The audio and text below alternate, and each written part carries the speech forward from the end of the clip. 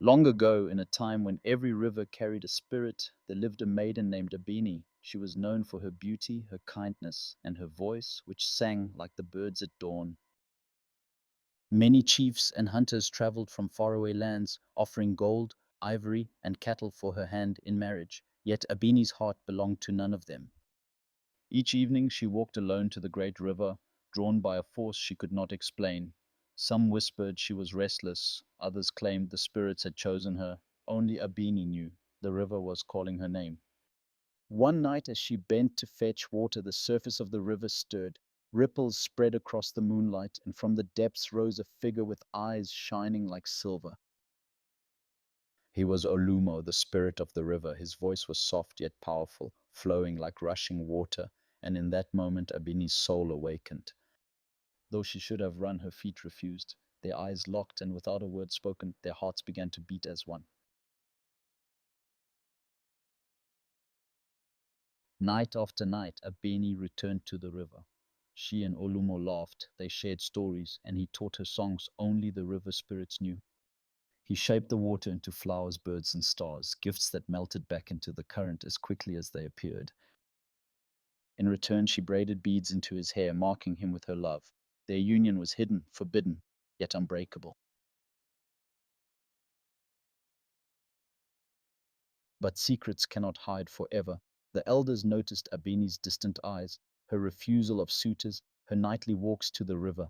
One evening they followed her, and what they saw filled them with fear. They saw her speaking to the waters, laughing as though with a man, though none stood beside her, at least none their eyes could see.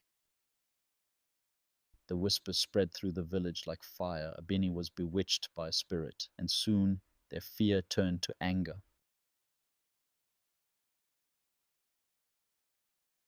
The next night, when Abeni returned to her love, the villagers stormed the river bank.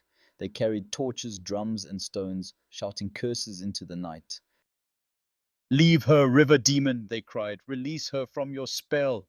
But Abeni stepped before him, tears burning in her eyes, her voice steady. "He is no demon, he is my heart." Olumo rose in fury, the waters swelling high, waves curling like shields around them both. Yet he could not step fully onto the land. His strength belonged to the river, and time was running thin. Olumo stretched out his hand, voice trembling like thunder. "Abeni, come with me, and we shall never be parted. But you must leave this world behind." Her heart quivered as she turned. Behind her stood her family, her people, her life. Before her, love eternal, yet beyond the world of mortals. With one last breath, Abeni stepped forward into the river. The waters swallowed her gently, and the waves fell still. The maiden was gone. Silence fell. The villagers dropped their torches, staring in awe. The river shimmered brighter than they had ever seen, glowing as though the moon itself had descended to earth. Some swore they saw Abeni's figure in the depths, her hand forever clasped in Oluma's. Others claimed her voice now flowed with the current, carried on the ripples as soft laughter. From that night on, none dared insult the river, for they knew the maiden had not been taken. She had chosen her love, and the spirits had claimed her as one of their own. Generations passed, yet the legend lived on. Lovers walked by the river beneath the moon, whispering their devotion into the waters, hoping the spirit of Abini would bless their bond. Some say, on nights when the moon is brightest, you can still see two figures dancing on the surface, one of flesh, one of spirit, bound together forever.